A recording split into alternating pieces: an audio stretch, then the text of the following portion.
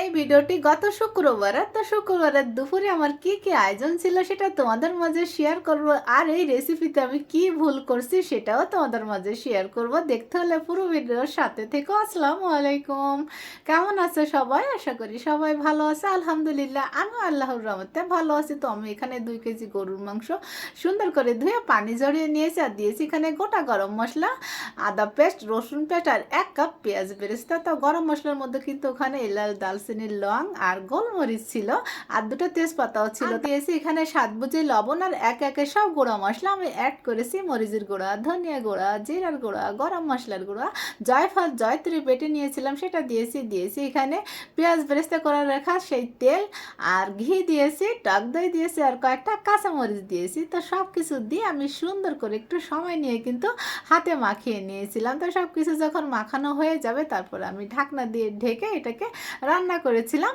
15 minute. 15 minute পরে ঢাকনাটা তুলে দেখো এখন অনেকটা পানি বের হয়েছে, আর এই পানিতেই না আমি রান্নাটা করে নিব। তো যাই হোক, আমি নেড়ে চেড়ে মিশিয়ে তারপর চুলা রাসটা মিডিয়ামের থেকে একটু কমে রেখে মাংসটা সিদ্ধ করে নিব। আর এই পর্যায়ে ঢাকনাটা তুলে দেখো ঝোলটা না অনেক কমে আসছে, আর এখানে আমি 1 চামচ মশলা দিয়েছি। আর এই মশলাটা কি মশলা দিলাম এটা আমি তোমাদের পরে বলছি, ভুলটা কিন্তু আমি এখানেই করে ফেলছি। তো যাই হোক, ঢাকনা দিয়ে ঢেকে তারপরে আমি আরও একটু রান্না করে নিয়েছিলাম। যখন এই যে উপরে একটু তেল চলে আসছে তখন আমি মাংসগুলো সব উঠিয়ে নিব।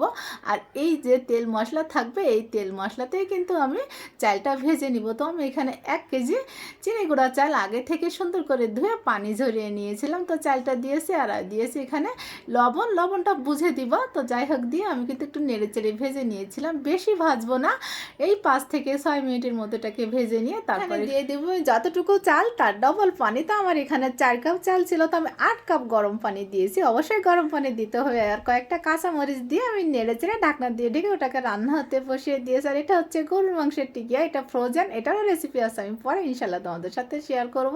তো এটা ভাজতে দিয়েছি, চুলার আঁচ মিডিয়ামে রেখে আমি ওটা ভেজে নিব। আর এদিকে দেখো আমার রাইসটা না 70% সিদ্ধ হয়ে গিয়েছে। তো আমি একটু নেড়ে চেড়ে তারপরে ওই যে রান্না করে রেখেছিলাম গরুর মাংস ওটা সম্পূর্ণ দিয়েছি। আর এখানে কিশমিশ আর কয়েকটা কাঠবাদাম আমি কেটে নিয়েছিলাম সেটা দিয়েছি। আর দেব গোলাপ জল, কেওড়া জল, আর এই যে এটা হচ্ছে বিরিয়ানির সেন্ট, এটা তোমরা চাইলে দিতে পারো, না চাইলে নাও দিতে পারো। আর আমি এখানে 1 চামচ চিনি দিয়েছি। দিলে কি হয়, মাংসটা একটু হালকা মিষ্টি মিষ্টি লাগে, খেতে বেশ ভালোই লাগে। অবশ্যই 1 চামচ দিবে, বেশি দিবে না, তাহলে কিন্তু স্বাদটা একদম নষ্ট হয়ে যাবে।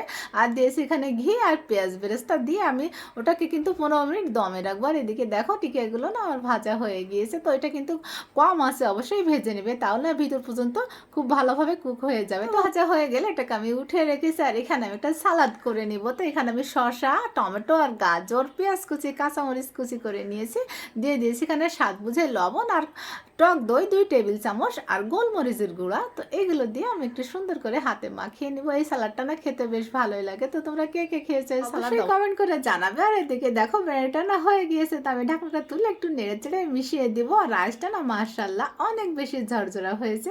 তো আমার বিরিয়ানির কালারটা কেন এমন হলুদ হলো অপূর্ব বলো তো? ওই যে 1 চামচ মশলা দিলাম না আমি, ও মশলাটা মূলত গরুর মাংসের মশলা ছিল। আমার ফ্রিজের দরজায় না অনেক মশলার প্যাকেট থাকে, আমি না দেখে মশলাটা দিয়ে ফেলছি। আমি ভাবছি বিরিয়ানি মশলা, যার জন্য কালারটা এমন হয়ে গিয়েছে। তো আমি জয়ফল, জয়ত্রী বাটা দিয়েছিলাম, তো আমার বিরিয়ানির স্বাদটা কিন্তু মাশাআল্লাহ ভালো ছিল।